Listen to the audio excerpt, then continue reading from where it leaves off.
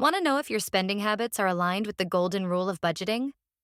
Let's break down your money with the 50-30-20 dashboard, a powerful automatic tool designed to show you where your cash is really going. This dashboard helps you compare your actual monthly spending with the ideal 50-30-20 rule: 50% needs, 30% wants, 20% savings or debt payments.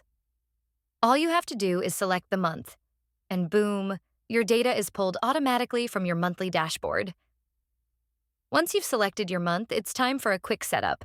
Just go ahead and recategorize your spending categories into needs, wants, savings, or debts. It only takes a minute, and this step gives you clarity like never before. Now for the magic. You'll see side-by-side visuals of your actual spending versus the ideal percentages. This helps you pinpoint where you're overspending and where you can cut back instantly.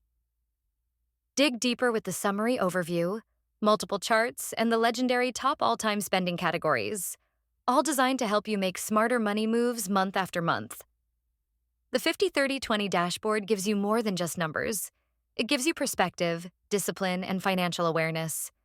So go ahead, select your month, recategorize your data, and let the dashboard do the thinking for you.